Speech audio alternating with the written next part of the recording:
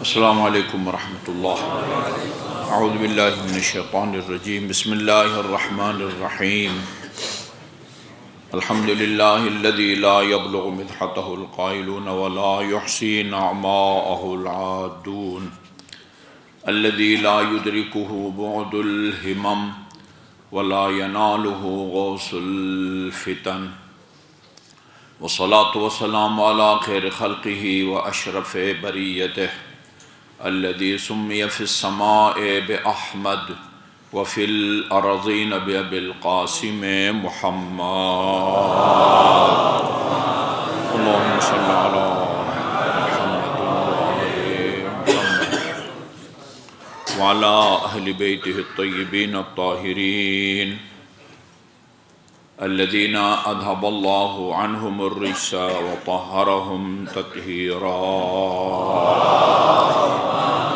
اللهم صل على محمد وآل محمد، واللعن الأبدي على أعدائهم أجمعين، أما بعد، فقال الله الحكيم، بسم الله الرحمن الرحيم، وَلَكُمْ فِي رَسُولِ اللَّهِ أُسْوَةٌ حَسَنَةٌ۔ درود بھیجئے محمد وآل محمد، اللہم صلی علی محمد وآل محمد۔ حدیث شریف کا وہ حصہ میں آپ کی خدمت میں پیش کر رہا تھا کہ روز قیامت رسول خدا کی خدمت میں جو ہدیہ ہم پیش کر سکتے ہیں وہ آپ کی سنت پر عمل پیرا ہونا ہے۔ آپ کی سنت پر مستقل کتابیں لکھی گئی ہیں، سیرت النبی کے نام سے اہل سنت کے علماء کرام نے بھی لکھی ہیں، اور اہل تشیع کے علماء کرام نے بھی۔ اہل تشیع کے علماء کرام میں قابل ذکر لبنان کے وہ عالم دین تھے جعفر مرتضی آملی، 10 جلد سیرت النبی انہوں نے لکھی ہے صلی اللہ علیہ وآلہ وسلم۔ البتہ اشارہ کیا تھا میں نے کہ علامہ محمد حسین طباطبائی جنہوں نے 21 جلد تفسیر المیزان لکھی ہے، انہوں نے سنن النبی کے نام سے، عربی ویسے تو متن مکمل عربی ہے، البتہ فارسی میں عربی متن اور ترجمہ کے ساتھ آداب و زندگی پیغمبر کے نام سے یہ کتاب چھپی ہے، اردو میں بھی اس کا ترجمہ موجود ہے۔ اس کے چند آپ کی سیرت کے پہلو آپ کی خدمت میں عرض کرنے لگا ہوں۔ کان اذا دعا ثلاثا، جب کسی کو بلاتے تھے تو 3 مرتبہ بلاتے تھے۔ وَإِذَا تَكَلَّمَ وِتْرًا، ایک ہی دفعہ کو کہا جاتا ہے۔ یہ نماز شب میں جو آخر میں 1 رکعت پڑھتے ہیں اس کو بھی صلاۃ وطر کہتے ہیں۔ اور عجیب ہے امیر المومنین علیہ الصلوۃ والسلام کی مختلف، اللہم صلی علی محمد وآل محمد، وہ آپ کی ضربتوں کی ایک خصوصیت بیان کی گئی ہے، کانت ضرباتہ وطرا، یعنی چاہے رسول خدا کے زمانے میں یا رسول خدا کے بعد، یعنی جتنی جنگیں امیر المومنین علیہ السلام نے لڑی ہیں اور اس میں کفار کو، مشرکین کو، ناکثین کو، قاسطین کو اور مارقین کو مارا ہے، جس کو بھی مارا ہے ایک وار سے مارا ہے، دوسرے وار کی نوبت نہیں آتی تھی۔ میں عرض کروں وہ ایک وار بھی بہت زیادہ ہوتا تھا۔ اچھا جی، تو وطر کا مطلب جب عام بات کرتے تھے 1 دفعہ سے زیادہ نہیں کرتے تھے، البتہ جب کسی کو بلاتے تھے تو 3 مرتبہ بلاتے تھے۔ وَإِذَا اسْتَأْذَنَ ثَلَاثًا، اور جب کسی کے گھر میں داخل ہونے کے اذن طلب کرتے تھے۔ اردو زبان میں کسی کام کو کرنے سے پہلے جو پوچھا جاتا ہے اس کو بھی اجازت کہتے ہیں، اور بعد میں یعنی کسی کے مال کو استعمال کرنے کے بعد اگر ان سے رضامندی کے بارے میں پوچھ اس کو بھی اجازت کہتے ہیں۔ لیکن عربی زبان کی خصوصیت یہ ہے کہ کسی کام کو کرنے سے پہلے، کسی گھر میں داخل ہونے سے پہلے صاحب خانہ سے اجازت لینے کے لیے اذن کا لفظ استعمال ہوتا ہے، اور کسی کے مال کو استعمال کرنے کے بعد آپ کے کسی میں سے کسی کا مال، موبائل، گھڑی میں آپ کی اجازت کے بغیر فروخت کر دیتا ہوں اور بعد میں آپ سے پوچھتا ہوں، آپ کی اجازت کے بغیر میں نے آپ کا مال بیچ دیا ہے، اس کو بیع فضولی کہتے ہیں۔ آپ بعد میں بھی اجازت دے دیں تو وہ معاملہ وہ صحیح ہوتا ہے، نہ دیں تو پھر وہ صحیح نہیں ہوگا۔ اسی لیے تمام ائمہ معصومین علیہم الصلوۃ والسلام کا حرم میں داخل ہونے کے اذن دخول ہے، ادخل یا رسول اللہ، ادخل یا اتأذن لی بافضل ما اذنت لاحد من اولیائک فان لم اکن اہلا له فانت اہل لذلک۔ ہم اجازت طلب کرتے ہیں کہ فرزند پیغمبر، یا رسول اللہ اجازت ہے کہ میں آپ کے حرم میں داخل ہوں، میں اگر اس قابل اور اہل نہیں ہوں تو آپ اس قابل ہیں کہ نااہل کو بھی اپنے گھر میں یا حرم میں داخل ہونے کی اجازت، اس کو اذن کہا جاتا ہے۔ جب کسی گھر میں داخل ہونا چاہتے تھے 3 مرتبہ اجازت دیتے تھے۔ کان کلامہ فصلا یتبینہ کل من سمعہ، جو بات بھی کرتے تھے صاف ستھری اور ٹھہر ٹھہر کے کرتے تھے تاکہ اور جو بھی سنتا تھا آپ کے کلام کو، فرمائشات کو، آسانی سے سمجھ جاتا تھا۔ اذا تکلم رؤی کالنور یخرج من بین ثنایا، وہ اب بات کرتے تھے ایسا محسوس ہوتا تھا جیسے کہ آپ کے لبہائی مبارک سے نور جو ہے نا وہ باہر آ رہا ہے۔ وَإِذَا رَأَيْتُهُ قُلْتَ أَفْلَجْ وَلَيْسَ بِأَفْلَجْ، دندان مبارک آپ کے اس طرح کے تھے تو دیکھنے والا سمجھتا تھا کہ دونوں دانتوں کے درمیان فاصلہ ہے، جبکہ فاصلہ نہیں ہوتا تھا، مناسب قسم کا فاصلہ کی طرف اشارہ ہے۔ وَكَانَ نَظَرُهُ اللَّحَدْ بِعَيْنِهِ، اور جب کسی کو دیکھتے تھے یوں گھور کے نہیں دیکھتے تھے، بس ایک ہلکی سی نگاہ ڈالتے تھے، وہ گھور کے دیکھنے کو یعنی مخاطب کی شان میں گویا ایک مستحقی سمجھتے تھے۔ کانا لا یکلم احدا بشیء یکرمہ، کسی سے بھی کوئی ایسی بات نہیں کرتے تھے جو مخاطب کو ناگوار گزرے۔ وکان اذا مشى کانما یخط من سبب، اور جب آپ چلتے تھے اس طرح چلتے تھے جیسے اترائی سے چلتے ہوئے ایک آدمی، اترائی سے چلتے وقت بندہ دوڑتا نہیں ہے، خصوصاً گھٹنوں کی تکلیف ہو تو بڑے محتاط انداز میں چلتا، اس طرح چلتے تھے جس طرح ایک آدمی اترائی میں جو ہے نا وہ اتر رہا ہو۔ وَكَانَ يَقُولُ، فرمایا کرتے تھے، إِنَّ خِيَارَكُمْ أَحْسَنُكُمْ أَخْلَاقًا، تم میں سب سے افضل اور بہتر آدمی وہ ہے جس کا اخلاق سب سے جو ہے نا وہ بہتر ہو۔ وَكَانَ لَا يَذُمُّ ذَوَاقًا وَلَا يَمْدَحُهُ، جب کسی کے پاس کھاتے تھے نہ کھانے کی تعریف کرتے تھے نہ اس کی مذمت کرتے تھے، کھانا کھانے کے بعد بالکل خاموشی اختیار کرتے تھے۔ وَكَانَ الْمُحَدِّثُ عَنْهُ يَقُولُ، اور جو آدمی بھی آن حضرت کو دیکھ کے اور سن کے آپ کی طرف سے کوئی حدیث بیان کرتا وہ کہا کرتا تھا، لَمْ أَرَ بِعَيْنَيَّ مِثْلَهُ قَبْلَهُ وَلَا بَعْدَهُ، میں نے آن حضرت سے پہلے نہ آن حضرت جیسے کسی کو دیکھا ہے نہ آپ کے بعد کسی کو میں دیکھوں گا۔ یونس بن شیبانی کہتے ہیں، اچھا ایک خصوصیت آن حضرت کی یہ ہے، بلکہ میرا خیال ہے بعض علماء کرام نے، بعض علماء کرام نے مستقل کتابیں لکھی ہیں۔ آن حضرت لوگوں کے ساتھ گفتگو میں ہنسی مذاق کرتے تھے، ہنسی مذاق بھی کرتے تھے، امیر المومنین بھی کرتے تھے، بہت سارے علماء کرام نے مستقل کتابیں بھی لکھی ہیں۔ یونس بن شیبانی کہتے ہیں، قال علی ابو عبداللہ، صادق آل محمد نے مجھ سے پوچھا کہ فمداعبۃ بعضکم بعضا، یعنی تم آپس میں تمہارا وہ ہنسی مذاق کیسا ہے، یعنی تم جب آپس میں ملتے ہو تو ہنسی مذاق کرتے ہو؟ قلت قلیلا، بہت کم، فرزند پیغمبر بہت کم۔ قالا حل لا تفعلوہ، کیوں ہنسی مذاق نہیں کرتے ایک دوسرے کے ساتھ؟ فإن المداعمۃ من حسن الخلق، یہ ہنسی مذاق یہ حسن و خلق کا حصہ ہے، حسن و خلق میں شامل ہوتا ہے کسی کے ساتھ ہنسی مذاق کرنا۔ وَإِنَّكَ لَا تُدْخُلْ بِهَا السَّرُورَ عَلَىٰ أَخِيكَ، اس طرح اپنے برادر مومن کو کے دل میں جو ہے نا دل کو خوش کر دیتے ہیں آپ ہنسی مذاق کے ذریعہ. وکان رسول اللہ صلی اللہ علیہ وآلہ وسلم یداعب الرجل، ان حضرت لوگوں کے ساتھ ہنسی مذاق کرتے تھے. یرید بہ ان یسرہ، اور آپ کا مقصد یہ ہوتا تھا کہ یہ برادر مومن ہنسی مذاق کے نتیجے میں وہ خوش ہو جائے، اس کا دل خوش ہو جائے.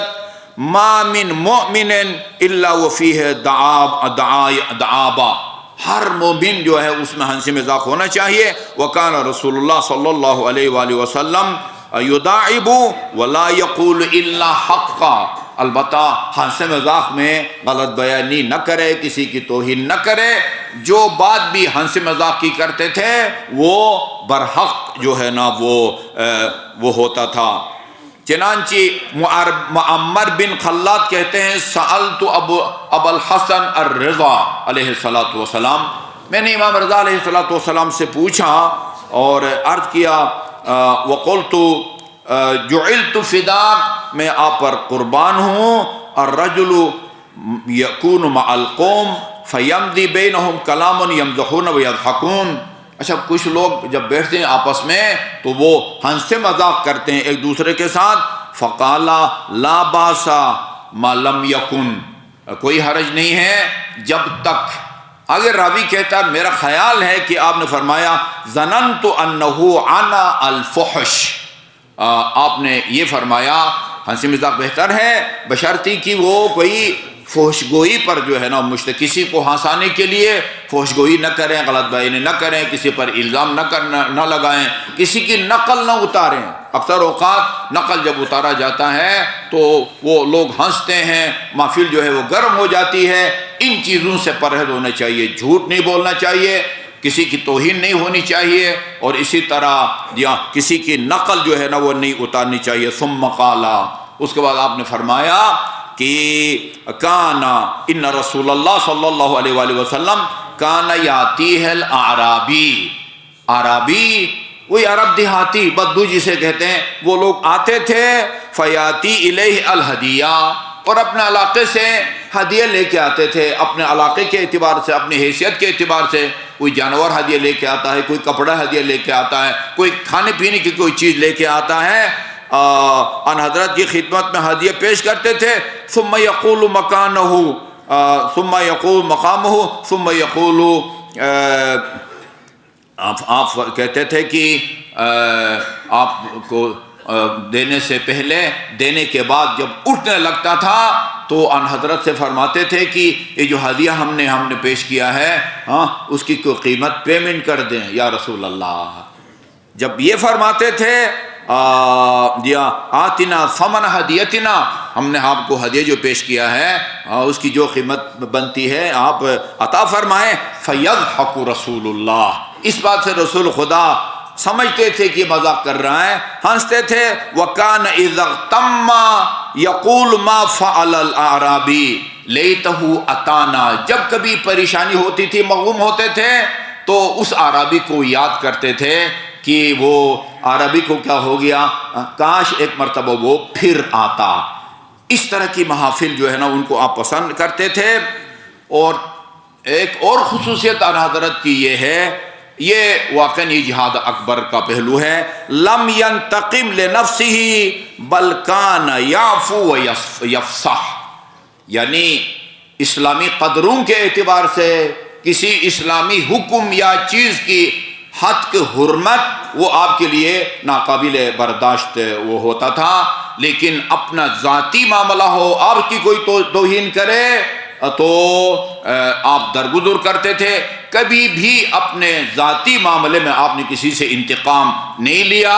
ہاں، اگر کوئی اسلامی اقدار کو پامال کرتا ہے یا حد کو حرمت کرتا تھا تو پھر وہاں کوئی لچک یا جو ہے نا وہ سمجھوتا آپ نہیں فرماتے تھے. کبھی بھی اپنی ذات کے لیے کسی سے آپ نے وہ نہیں کیا. کان رسول اللہ اذا قعد الرجل من اخوانه ثلاثه ایام، یہ چیز ہے جس کی طرف کم توجہ دی جاتی ہے. یہ جو برادران اسلامی ہیں مثلا ہم یہاں نماز میں کچھ مومنین ہیں جو تینوں ٹائم صبح بھی، ظہرین بھی، مغربین کی نماز میں بھی وہ تشریف لاتے ہیں، اور ان کے ہم ناموس سے بھی آگاہ ہیں، روزانہ ہم ان سے مانوس ہوتے ہیں۔ تو اسی طرح کچھ افراد تھے صحابہ کرام کہ جو روزانہ آتے تھے، جن سے آن حضرت مانوس ہوتے تھے۔ کان رسول اللہ فقط الرجل من اخوانہ، جب پورا مدینہ والے کے لیے تو ایسا نہیں کرتے تھے، جو صحابی اکثر آپ کے پاس آتے رہتے تھے اور نماز میں آتے تھے، مثلا اگر کوئی کسی دن وہ نظر نہ آتا، نماز میں غیر حاضر ہوتا، ہمارا درس بھی ہوتا ہے، کچھ مومنین جو ریگولر آتے ہیں، ایک دو دن نہیں آتے تو میں فون کر لیتا ہوں کہ بھئی آپ فلان دن نہیں تھے، درس میں بھی آپ نہیں تھے۔ یہ سنت رسول ہے۔ اذا فقد الرجل من اخوانہ، آپ کو اپنے برادران ایمانی میں سے اگر کوئی نظر نہ آتا 3 دن تو سأل عنہ، اس کے بارے میں پوچھتے تھے۔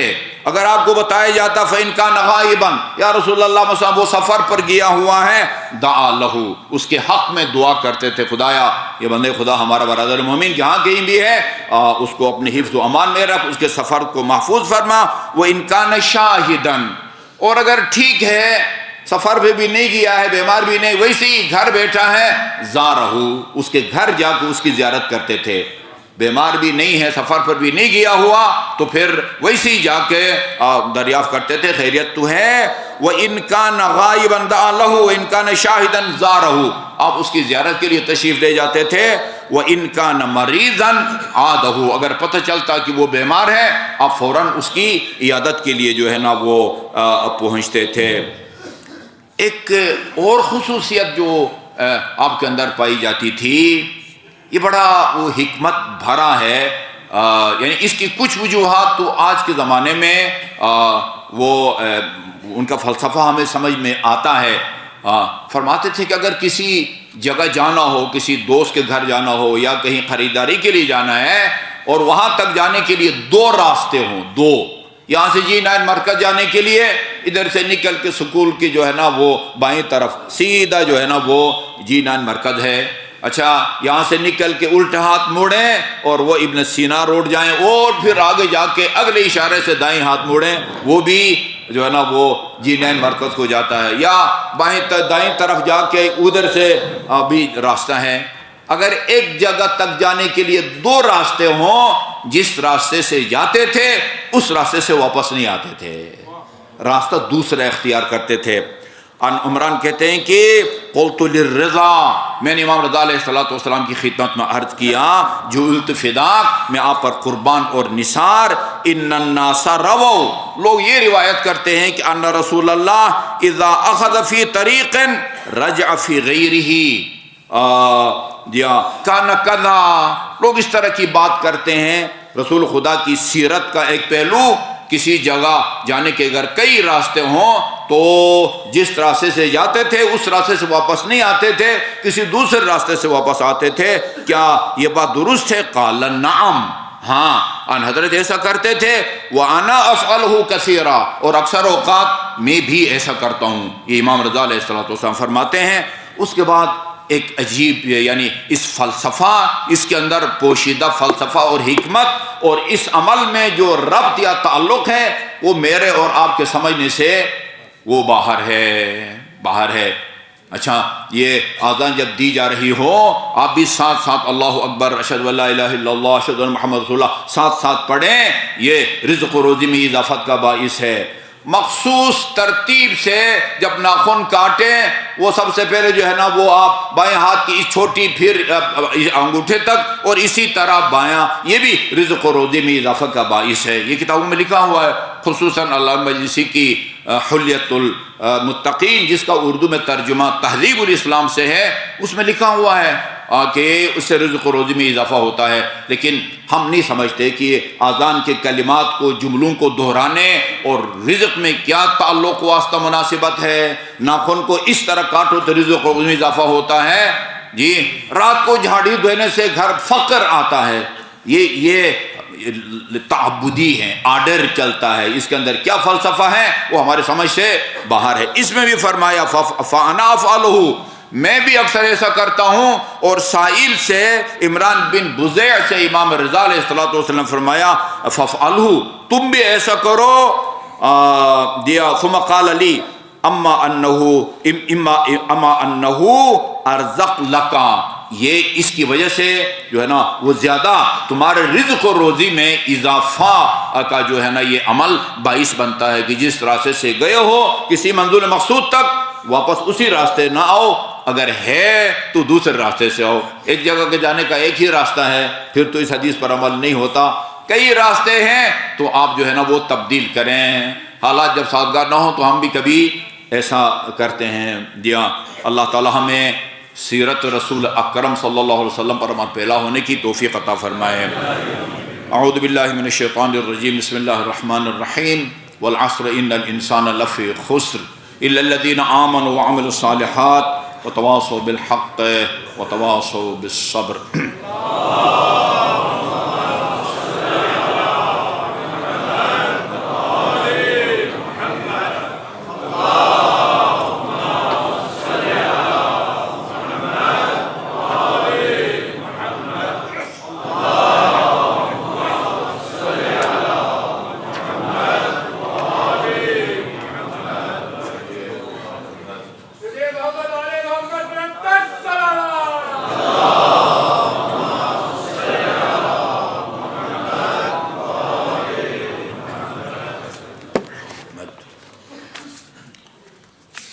اعوذ باللہ من الشیطان اللعین الرجیم، بسم اللہ الرحمن الرحیم، الحمد للہ رب العالمین والصلاة والسلام علی خیر خلقہ محمد وآلہ الطیبین الطاہرین، ولا سیما علی ابن عمہ امیر المؤمنین علیہ الصلاة والسلام، وعلی ابنتہ الصدیقۃ الطاہرہ فاطمۃ الزہراء سیدۃ نساء العالمین، وعلی سبطیہ الحسن والحسین سید شباب اہل الجنہ، وعلی علی بن الحسین زین العابدین ومحمد بن علی الباقر وجعفر بن محمد الصادق وموسى بن جعفر الكاظم وعلی بن موسى الرضا ومحمد بن علی التقی وعلی بن محمد النقی والحسن بن علی العسکری والخلف الحجہ المہدی المنتظر، اللہم عجل فرجہ وسہل مخرجہ لیملأ الارض قسطا وعدلا کما ملئت ظلما وجورا واللعن الابدی علی اعدائهم اجمعین۔ اما بعد فقال اللہ الحکیم بسم اللہ الرحمن الرحیم، ونريد ان نمن على الذين استضعفوا في الارض ونجعلهم ائمة ونجعلهم الوارثین۔ مومنین کرام، میں نے پہلے بھی اس کتاب کا حوالہ دیا تھا، اور ایک مستند حدیث جو حدیث قدسی ہے،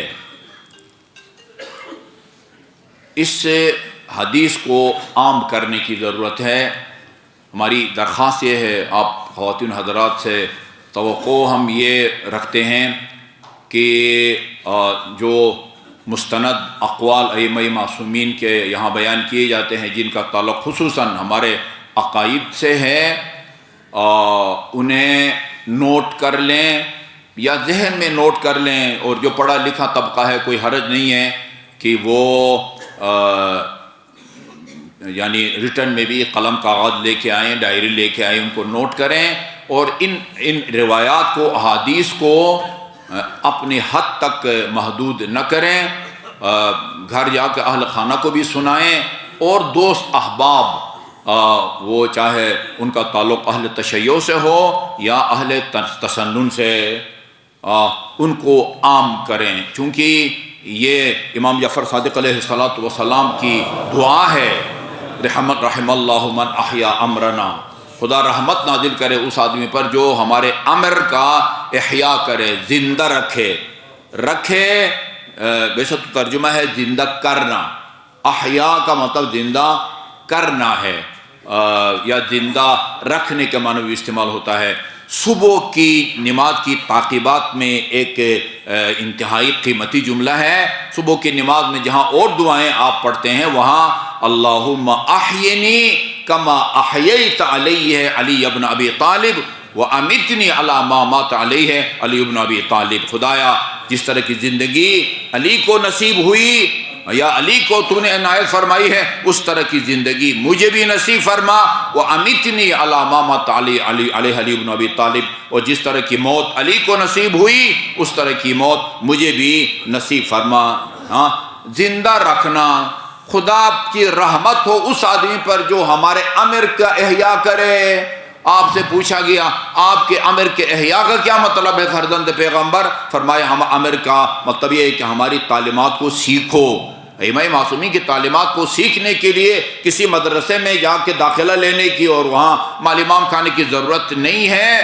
یہ الحمدللہ علماء کرام کی کوششوں سے اردو میں جو ہے نا وہ بہت ساری روایات کا ترجمہ ہوا ہے، عربی میں تھی کتاب تو اردو میں ترجمہ ہوا، فارسی کتاب کا اردو میں ترجمہ ہوا ہے۔ یہ سامنے کتاب ہے، جس موضوع پر آپ چاہیں وہاں سے تقریباً یا ڈائریکٹ اردو میں لکھی گئی کتاب آپ کو مل جاتی ہیں، یا عربی یا فارسی سے اردو میں ترجمہ کی ہوئی کتابیں مل جاتی ہیں۔ تو یہ یعنی یہ نص میں عرض کرنے لگا ہوں ان لوگوں کے لیے جو یہ سمجھتے ہیں کہ یہ ہمارے جو 12 امام ہیں رسول خدا کے بعد، ہمارا دعویٰ اور عقیدہ یہ ہے کہ اللہ تعالیٰ نے رسول خدا کے بعد امیر المومنین تک سے لے کر امام زمان تک 12 کے 12 اماموں کے ناموں کا اللہ نے اعلان کیا ہے، اور رسول خدا نے لوگوں تک یہ پیغام اللہ تعالیٰ کا پہنچایا ہے۔ نص کہتے ہیں اس کو۔ بہت سارے ہمارے علماء کرام وہ اس طرح کی باتیں کر رہے ہیں، نص نہیں ہے۔ اہل سنت وہ بھی اس طرح کی باتیں کرتے ہیں کہ خود ان کی کتابوں میں بھی 12 اماموں کا کوئی ذکر نہیں ہے۔ حدیث قدسی ہے جو میں آپ کو سنانے لگا ہوں، اور کلاموں میں خدا کی کتاب قرآن مجید جس کے 30 سپارے اور 114 سورے ہیں، ان کے بعد جو معتبر کلام ہے وہ حدیث قدسی ہوا کرتا ہے۔ حدیث قدسی اس کے اندر یہ جو کتاب میرے ہاتھ میں ہے، میرا خیال میں یعنی میں اس کو اس موضوع پر لکھی گئی بہترین کتاب کہہ سکتا ہوں، اس لیے کہ یہ کتاب شیخ مفید نے لکھی ہے اور امام زمان اجل اللہ تعالی فرجہ شریف کے حکم سے لکھی ہے۔ اس کتاب کے شروع میں انہوں نے لکھا ہے کہ میں نے خواب میں دیکھا کہ میں اب وہ عربی متن نہیں سنا سکتا، ٹائم نہیں ہے، میں خواب میں نے دیکھا کہ میں خانہ کعبے کا طواف کر رہا تھا، میرا 7واں چکر تھا اور میں حجر اسود کو بوسہ دے رہا تھا۔ اتنے میں نے دیکھا قائم آل محمد اجل اللہ تعالی فرجہ شریف خانہ کعبہ کی دیوار کے ساتھ بیٹھے ہیں اور کہتے ہیں کہ وہ غیبت امام کے بارے میں کتاب لکھو۔ کہتے ہیں میں نے عرض کیا میں لکھی ہوئی ہے؟ حضرت نے پیغمبر نے کہا نہیں، بہت ہی مفصل کتاب لکھو، اور جو چیز خصوصیت جس کی طرف امام نے متوجہ کیا، فرمایا کہ ایسی کتاب لکھو غیبت کے بارے میں، اس میں جو ہے نا انبیاء کی غیبت کا بھی ذکر کرو۔ انبیاء ایسے گزرے ہیں جو لوگوں کے درمیان میں نہیں تھے، پردہ غیب میں تھے، اور پھر بھی ان کی رسالت پر کوئی حرف نہیں آیا، اور پردہ غیب میں بیٹھ کے وہ لوگوں کی ہدایت کرتے تھے۔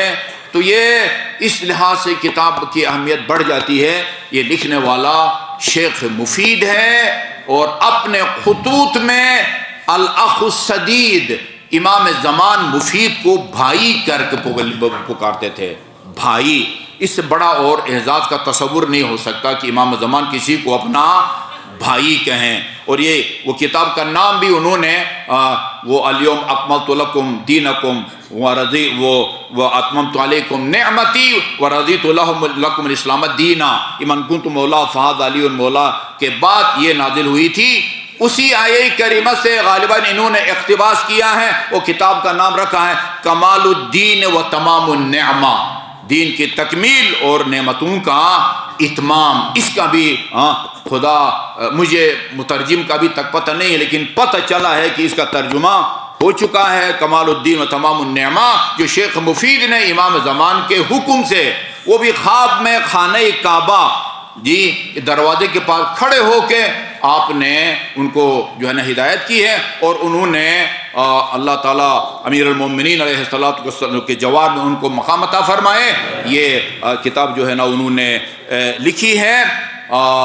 اس کے مطابق میرا خیال میں کم از کم اور نہیں تو یہ کتاب ہر گھر کے اندر ہونی چاہیے کہ جس میں آپ نے اس حدیث کو ذکر کیا ہے۔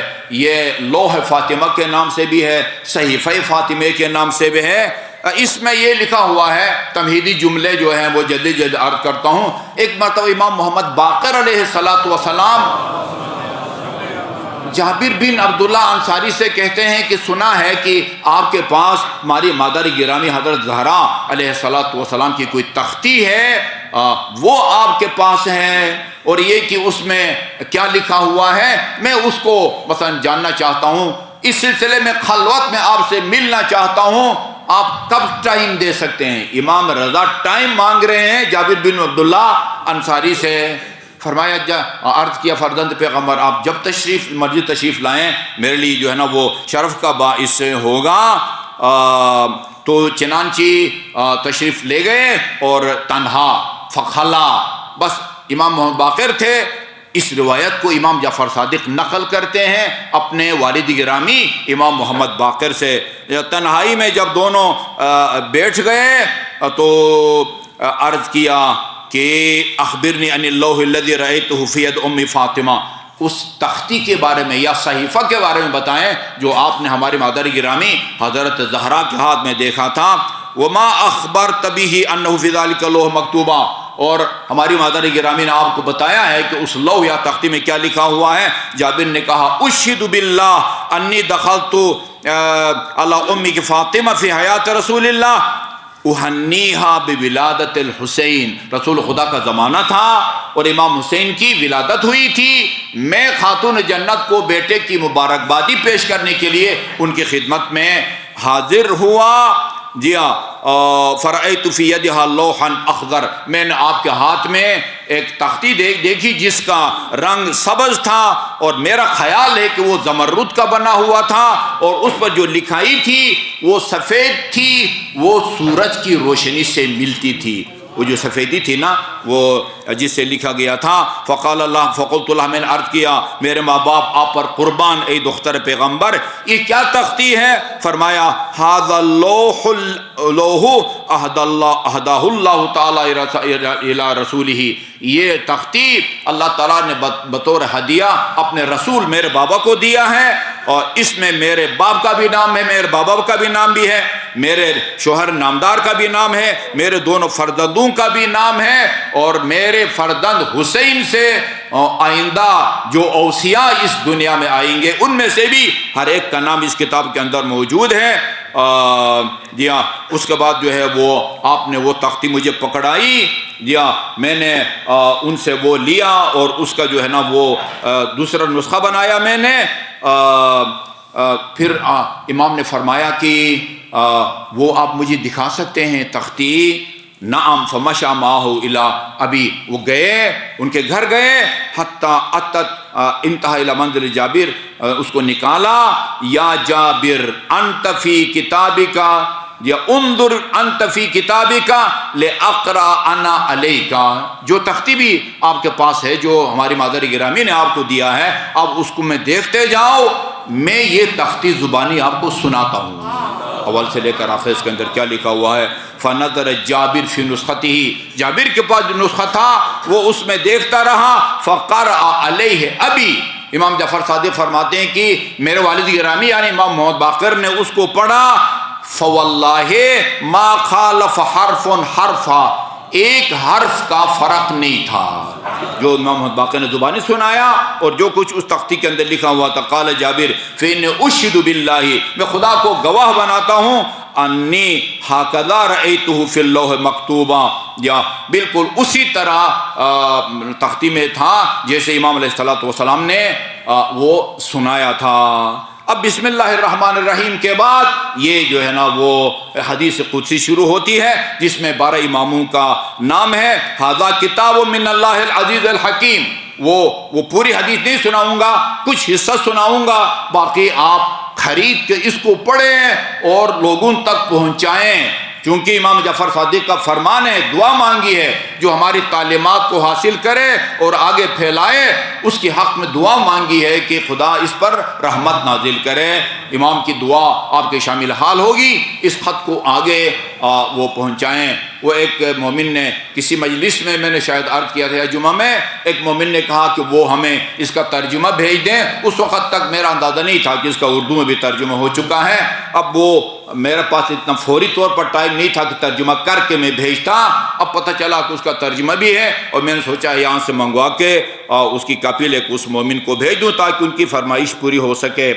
یہ کتاب ہے اللہ کی طرف سے محمد کے لیے، جو اللہ کا نور ہے اور اللہ کا سفیر ہے، اللہ کی دلیل ہے، ان حضرت اللہ تعالیٰ کی دلیل ہے۔